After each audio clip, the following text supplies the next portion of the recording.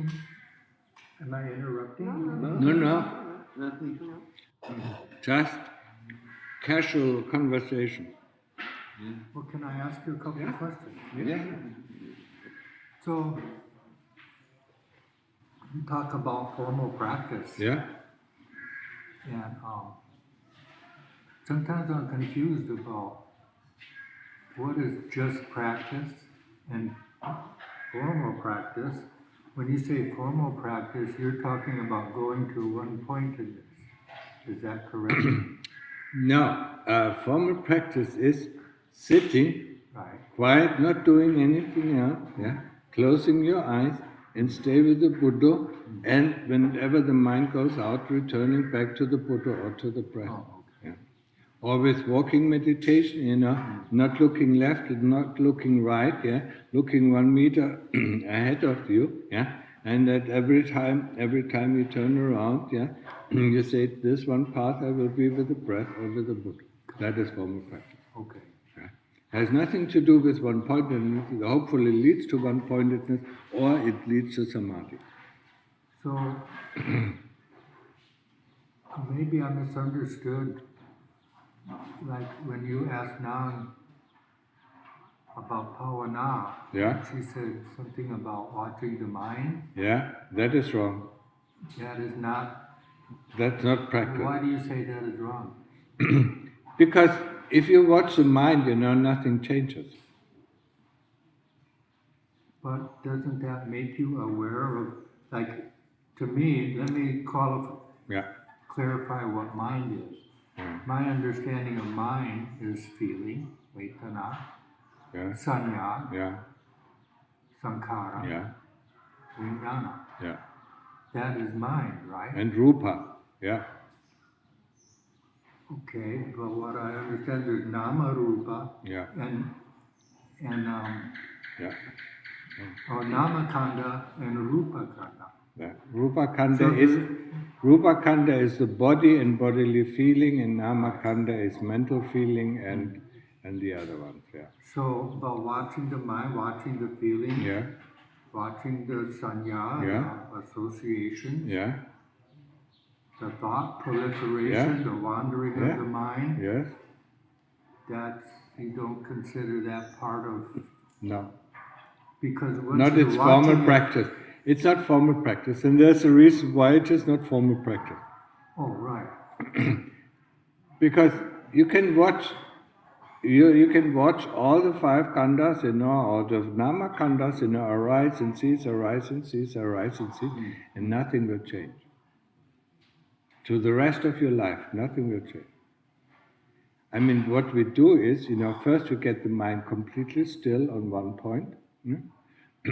The second thing is we investigate. We investigate these khandas, but we don't investigate the nama khandas, we investigate the rupa khanda first. First? Yeah. But what about second? If you are at the stage of non-return, then you observe the nama khanda. Once you finish the investigation of the body, investigation is not thinking about this, thinking about that, observing this, observing that. It is about asking the right question. For instance, what came before the feeling? What came before that thought? What came before that? What came before that? What was the cause of the whole chain of? Right. That is, And that's usually one of the 6 senses. What? That's usually one of the ayatana hok. No, it doesn't necessarily mean to be. Sometimes. Yeah, sometimes, yes. Because like I might see a bird and that might make me think of a bird. But why did you see the bird in the first place? Because of the eyes.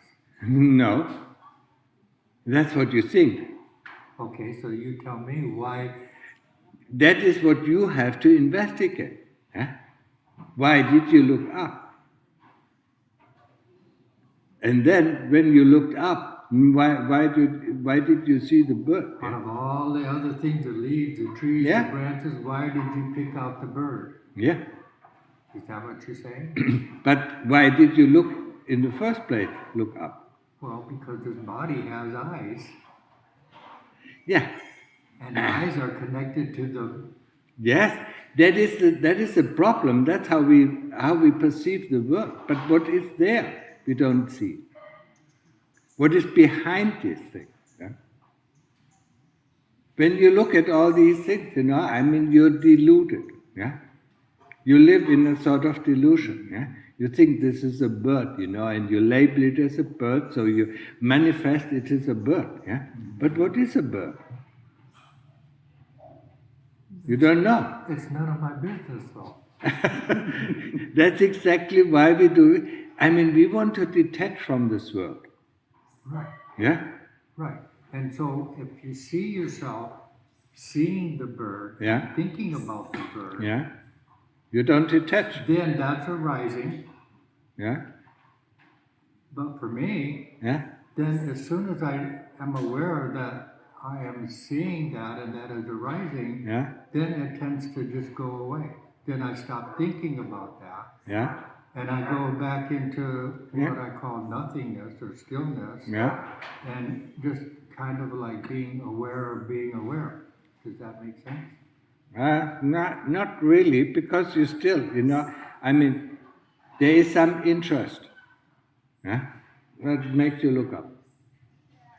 And where does this interest come from? That's because you're sitting like this and you're getting bored, and so that makes you look up to get rid of that boredom, and then you start wandering again, proliferating. Right.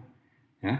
So you have to deal with this boredom. Yeah. Right. And once you can deal with the boredom, then there is something much more intrinsic. Yeah. Right. And that is called restlessness. Right. Yeah.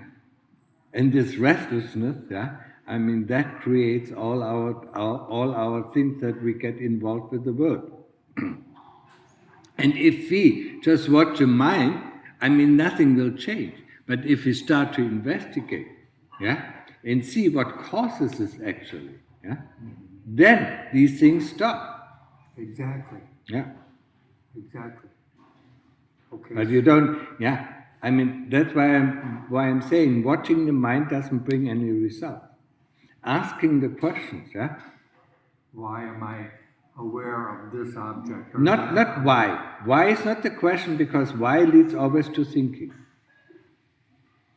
You have to ask the question, what came before that? And what came before that? And what came before that? Yeah? But if you're investing... And how is it, how does it feel? How does it feel, boredom? What is it like to be boredom? How does boredom differentiate yourself, from for instance, restlessness, or from anger, or from greed, or from this, yeah? Because we think these are different things, but they are not. And only through investigation you get to know that all these things, are just one and the same thing. But, okay, so investigating, Yeah. you're asking questions. Yes. Why is this? Not why is this, what is this? Okay, what is this? But, okay, let's go back to the bird. Yeah. What is this? It's a bird. Yeah, but that is already association. So you use your memory. Right. That's sanya. Yeah? You use sanya. Right. You want to go before what is sanya? Before the sanya, we're Yeah. observing the bird. Yeah, but when you say observing the bird, 1,000 steps have already proceeded before you tell yourself, I'm observing the bird. The sanya tells you, you're observing the bird. Oh, this is the bird. And then, your thought said, I'm observing the bird.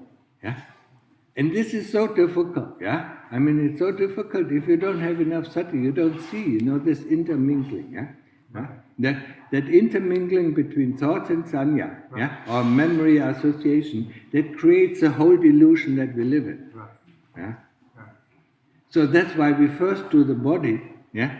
Because we're attached to this body, we live for this body, we feed this body, and we house this body, and everything that we do is for this body, and the important thing is also, if we didn't have the six senses, we wouldn't care about this mass of flesh. Right. Yeah. Right. So, but that is also body. Yeah. So we have to distance ourselves from the body, yeah? And that is only through investigation. Yeah? So when you investigate, Yeah? you're asking a question, Yeah. correct? But what good is investigation if you don't get an answer? If you don't find an That's answer, why you have to. Investigation is asking the right question, yeah, and asking the chitta the question that knows the answers. But the chitta will not relieve the answers because the kilesas will block it, and tell you something, that is completely unimportant, yeah. So you have to go through this mist of the kilesas, yeah, in order to get down to the answer of the chitta. okay, that leads me to my next question. So, are you familiar with the word epiphany? What an epiphany is? I heard it, but I don't know. So, I don't know if I can explain it good, but it's like a realization, Yeah. a sudden realization, an understanding Yeah. of something very deep that changes your life. Isn't that called an insight? I think it's the same. I think I've been studying what is the difference in insight and epiphany. I'm not sure. Inside thing, inside the true things. Yeah, I mean we call in a meditation terms it's called insight. It's called insight. Yeah. Okay, that's what I used to call it. Yeah. But then I've been kind of studying too about, and somebody. You're reading too much, That's not good for you. Okay, well let me go back to my question. Okay. So, like Nongpu or Longpu Nalong used to talk about Pulu. The Who? Longpu Nalong. Nalong. You know him. Yeah. But anyway, that's so. Okay, let me explain more. This is hard to explain in words because it's something that. So I had an insight. Yeah. One day I seen a person, and this voice or this realization came to me. It said, every time you see an object, whether it be a material object or a mental object, Yeah.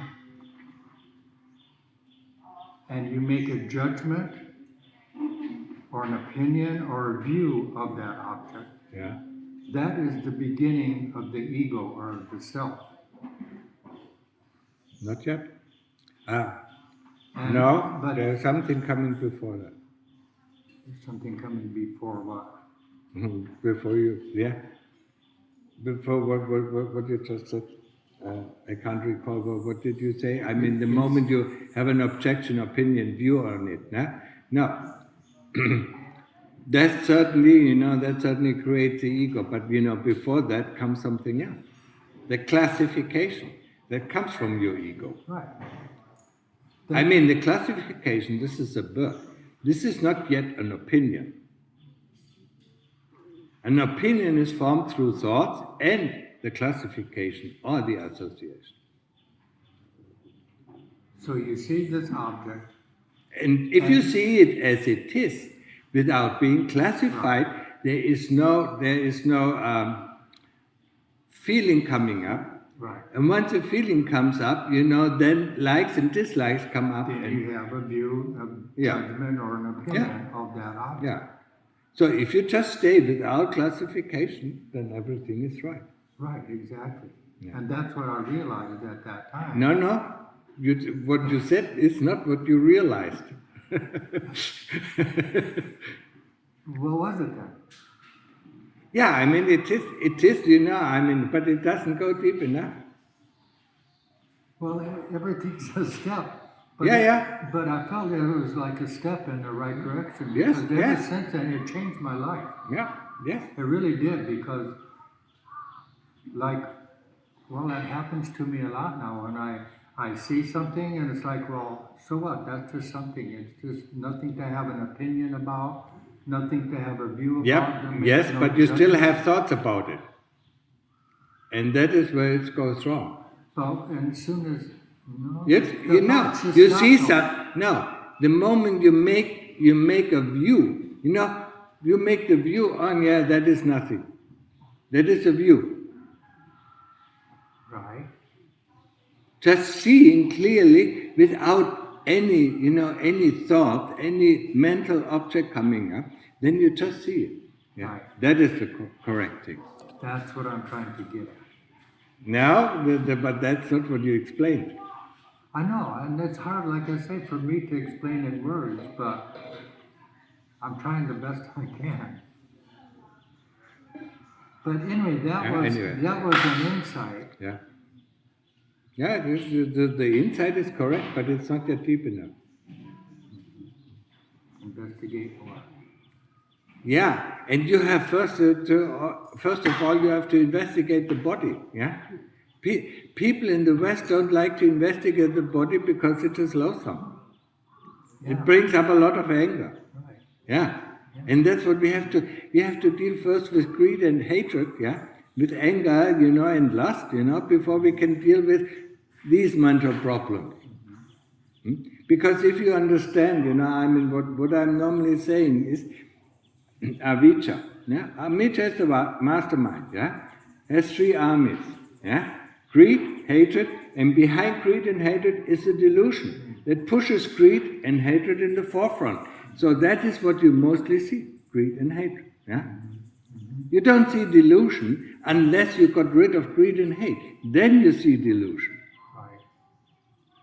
And that is what the insight that you have is not wrong, yeah? But it doesn't help you as long as you have greed and hatred. Right. So you have to investigate the body, yeah? But that is what Western people don't like to do because it is so easy they think it is so easy to investigate the mind, yeah? But that is delusion, investigate delusion. So it doesn't lead to anything. To investigate the delusion? You cannot investigate the delusion unless you are finished investigating, greed and hate. Okay. And that is connected with the body. Yeah.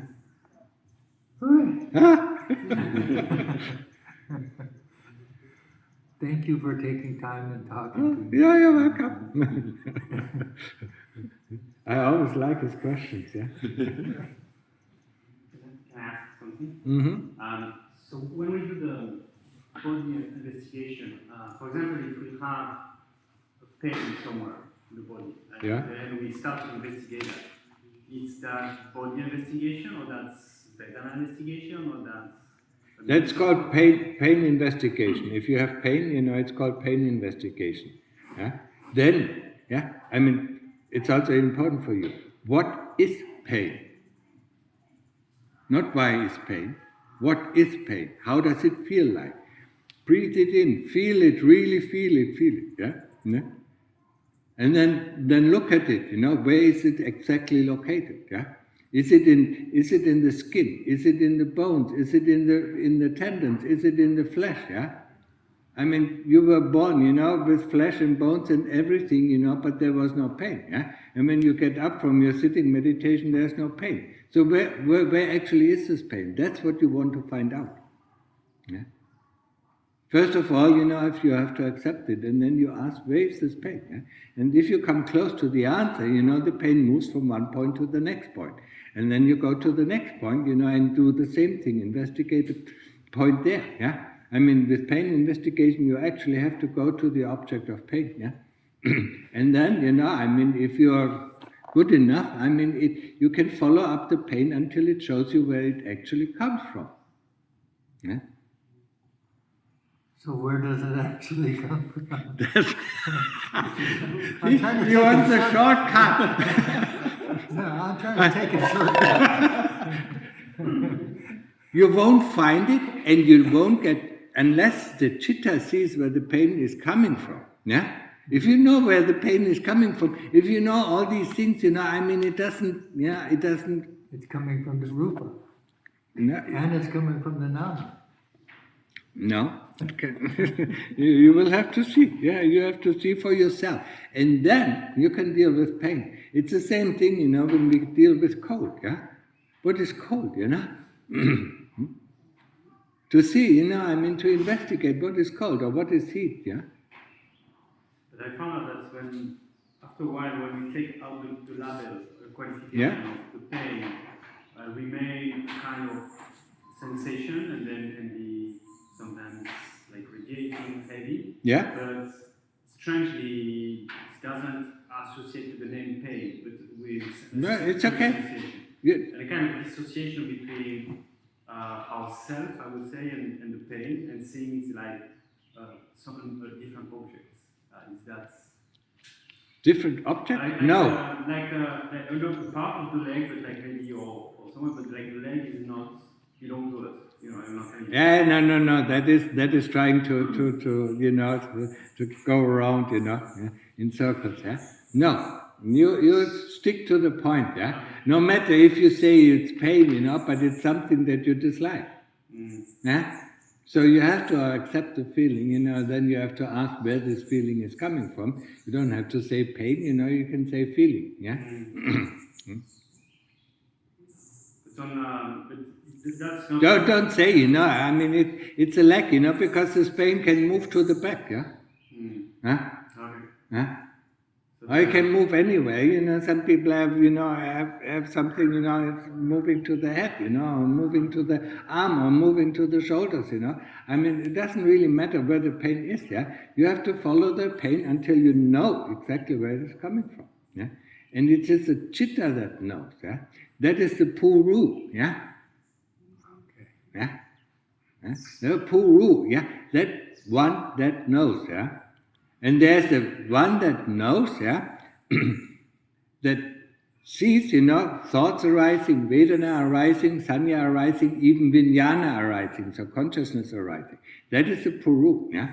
But that is not the Puru that is completely out of the samsara. Yeah? That is how did they call it? Puru lun. Like the pure chitta? The pure Puru. That's And the pure Puru is very different from the Puru. Yeah. There's a contaminated puru. Yes, and that is our chitta. Yeah. And or he calls it contaminated chitta, yeah. And then he calls it the pure chitta. And the pure chitta it is the Puru, but that doesn't know object. That is in unity with itself. Yeah. It's from the beginning of time to the end of time, yeah? Because there's no time, there's no space, there's no past, and there's no future. There's just this Puru. For the body destination, what I found, it's like, for example, like you say, like cutting the body into part, or like opening like a scalpel, but I found it is some like imagination. So like, it's difficult to make it realistic. I mean, it takes some time. It takes some time. I mean, you can take a medical atlas, you know, and look at the parts, you know, the parts that you normally don't see, you know, of the body. I mean, concentrate just on one part, you know, until, you know, you have a visual image, yeah, and then close your eyes and then reproduce this image, yeah. Over the time, you know, for me, it took me 9 months, you know, of very hard work, you know, until I could actually see internal things, yeah. And in the beginning, we have to use this imagination. Yeah? But this visualization also is linked with investigation. So yes. Once we realize it well, we start to answering what is it, or... No, let the chitta answer what it is. Yeah? Don't answer it yourself, because that is the kilesas answering. Yeah? It is very different, and people who have a little bit of experience in practice is the kilesas answer very fast, yeah, and it is very noisy when the kilesas answer. When the Puru answers or when the chitta answers, it is just knowing, yeah, and this knowingness you can never question. Any answer that comes from the kilesas you can always question. I don't believe you, I don't trust you, but what is it, you know, and why is it like this, or why is it like that, yeah? And then the kilesas find, yeah, just like every every person in this world finds an excuse. But the puru, or the chitta, the knowingness of the chitta, never finds an excuse. I mean, it just knows the fact, and the fact is the truth, and the truth cannot be altered. And it doesn't elaborate on the truth. Of course not. It just is the truth, and it just knows, And even if 1,000 people come and say that it's not true, you know it is true. That is the freedom. That is the freedom of the Arahant, because he knows, this is true. And there can be millions of people say, no, what you say is wrong. He doesn't even react. He doesn't even need to defend. The moment you need to defend one of your views, opinion, it is not knowing. Does the Arahant still have those thoughts or those kilesas that come up? No, not kilesas. But he still has thoughts coming up. He still has memories coming up, because he has not gotten rid of the khandhas yet. Right. And the khandhas are thoughts and memories. They still come up. But there's nobody who brings them up. There's no elaboration on it. There's nobody who brings up these thoughts and memories. Because when you sit in meditation, the kilesas constantly bring up thoughts and memories. But if the kilesas are gone, no thoughts and memories are coming up. But he still has thoughts. He still dreams. That is quite normal, because he has the khandhas, and the khandhas were developed over billions and trillions of lives. He doesn't identify with. He doesn't identify with them. Right. It just sees, just like people, people walking by, he doesn't identify with these people. Just like, clouds are coming. And if it's useful, he takes it, and uses it. If it's not useful, he doesn't take it. Just like the food, if you think something is useful, you take it. If you think it's not useful, you don't take it. And you don't act on it. It is very difficult to explain, how an Arahant, because an Arahant also still has some karma, to get rid of, and some karma, with other people, interaction with other people, that is not depending on his interpretation of the situation. It is depending on the karma of these two people, or the people working together. The whole thing is it's completely difficult to talk about. What? The whole concept of what we're talking about is difficult to talk about. Because words don't really explain what we're trying to get at.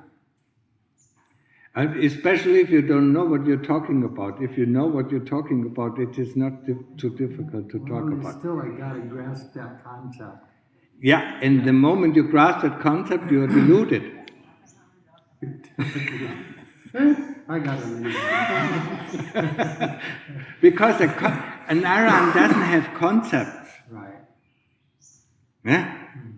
So he talks what is seeing, what he's seeing at the moment, and one action of the Arahant, can be, you can see, okay, that is a good action, and the next action he does it. Why does he do this?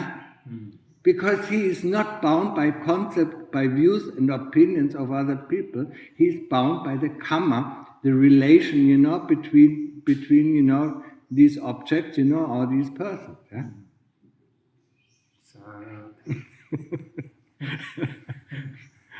Okay, pain investigation, just stick to it.